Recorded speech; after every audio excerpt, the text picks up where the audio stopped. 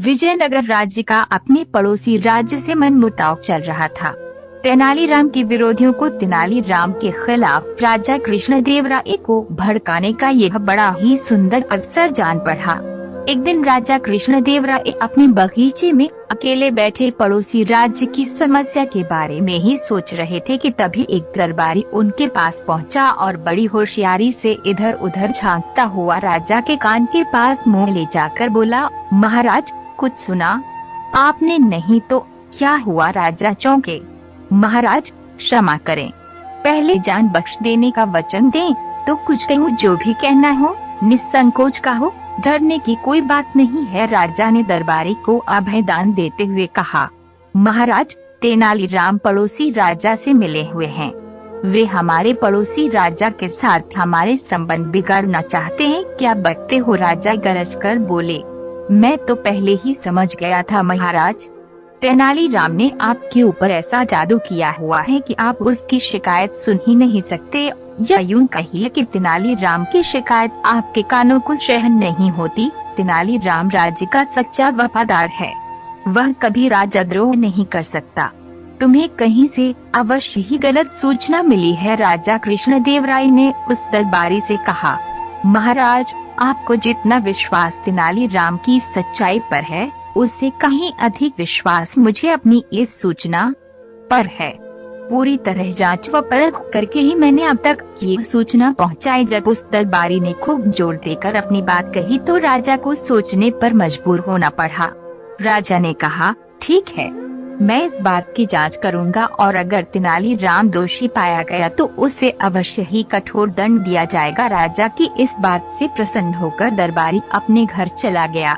दूसरे दिन कृष्णदेवराय ने तेनालीराम को एकांत में बुलवाया और बोले, तेनाली राम, हमें सूचना मिली है कि तुम हमारे शत्रु राजा से मिलकर हमारे विजयनगर राज्य को दूसरे के अधीन कराना चाहते हो। तेनालीराम ने जब अपने ऊपर लगाया गया यह आरोप सुना तो वह सिर से पैर तक कांप गया।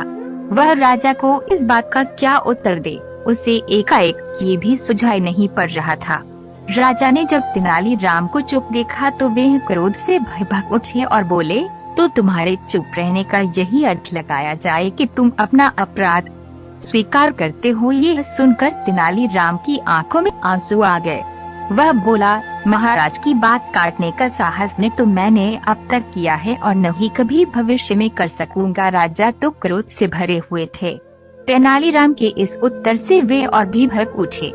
बोले, तुमने जिस पड़ोसी राजा से सांठगांठ की है अब उसी के राज्य में जाकर रहो। मेरा राज्य कल ही छोड़ दो। इतने बड़े अपराध की इतना मामूली सजा? तेनालीराम ने राजा से कहा, तुम्हारी अब तक की सेवा को देखते हुए, मेरे तुम्हारे मित्रतापूर्ण संबंधों को देखते हुए तथा तुम्हारे पद की गरिमा को देखते हुए मैं तुम्हें इतना ही दंड देना उचित समझता हूँ। यदि कहीं अपराध किसी और ने किया होता तो मैं उसकी बोटी बोटी नुचवा लेता। राजा ने क्रोध में बिफरते हुए कहा। तेनालीराम ने राजा का फैसला सुना और अपनी सफाई में एक भी शब्द नहीं कहा। बेचारा चुपचाप सिर झुकाकर राजा के सामने से चला गया। दूसरे दिन जब तेनालीराम के विरोधियों ने यह सुना कि तेनालीराम राज्य छोड़कर चला गया है तो उनकी खुशी की सीमा न रही। वह सब राजा पर अपना प्रभाव बढ़ाने के उपाय सोचने लगे और अपनी पदोन्नति के मंसूबे बांधने लगे। तेनालीराम विजयनगर राज्य के शत्रु राज्य की राजधानी पहुंचा और वहां के राजा से मिला। उसने उस राजा के गुणों का वर्णन छंदबद्ध करके उसे सुनाया। राजा अपनी प्रशंसा सुनकर खुशी से झूम उठा। उसने तेनालीराम से उसका परिचय पूछा। तेनालीराम ने अपना परिचय देते हुए कहा, मैं विजयनगर के राजा कृष्णदेवराय का निजी सचिव तेनालीराम हूँ। उस राजा ने तेनालीराम की बहुत प्रशंसा पहले ही सुन रखी थी, लेकिन तेनालीराम से भेंट का ये पहला अवसर था। उस राजा ने तेनालीराम का भरपूर स्वागत किया। तेनालीराम ने इस स्वागत के लिए राजा को धन्यवाद दिया। राजा बोला, तेनालीराम, राजा कृष्णदेवराय हमें अपना शत्रु मानते हैं, फिर भी तुम हमारे दरबार में निडर होकर कैसे चले आए? तुम तो राजा कृष्णदेवराय के निजी सचिव हो। यहाँ शत्रु के राज्य में तुम्हारा कोई भी अनिष्ट हो सकता है। राजा ने हालांकि सच कहा था, फिर भी तेनालीराम ने मुस्कुरा कर कहा, राजन, आप विद्वान हैं, आपके पास अपार शक्ति है।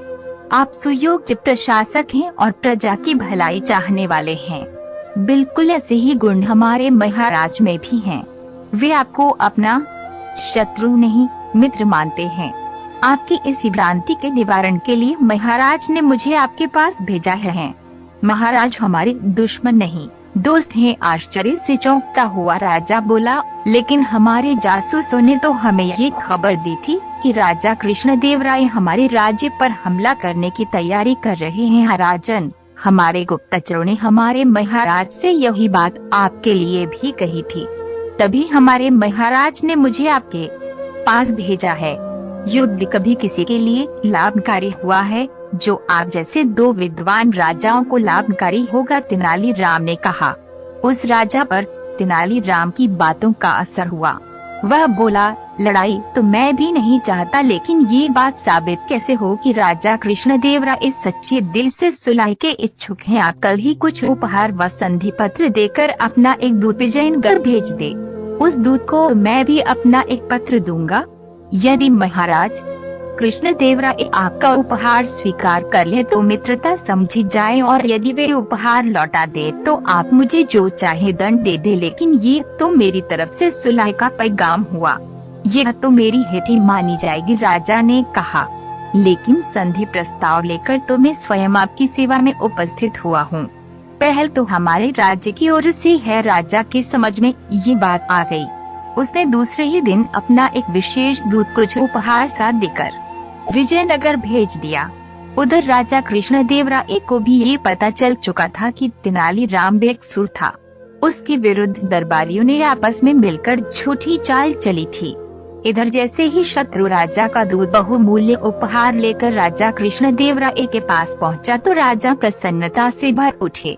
उन्होंने मन ही मन तेनाली राम की बुद्धिमानी की प्रशंसा की और उस दूत के साथ ही अपना मंत्री भी उस राजा के लिए उपहार देकर भेज दिया। राजा कृष्णदेव राय ने अपना एक विशेष पत्र भी उस राजा के नाम लिखा कि तेनाली राम को तुरंत वापस भेज दिया जाए।